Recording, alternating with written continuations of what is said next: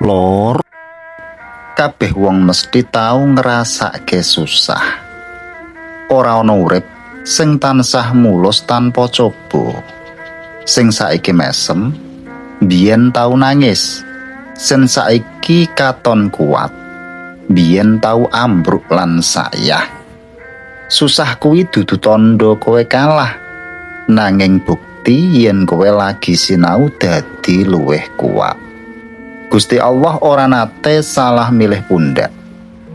Coba sing kok alami iku mesti wis dipantesake karo kekuatanmu.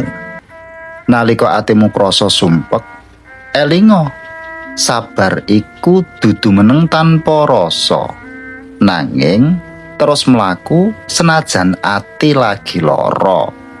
Aja isin yen kudu ngaso sawetara. Sing penting aja nyerah lan aja adoh sangka Gusti. Percaya lur, saben susah mesti ana enteke. Saben wengi mesti ana esuke.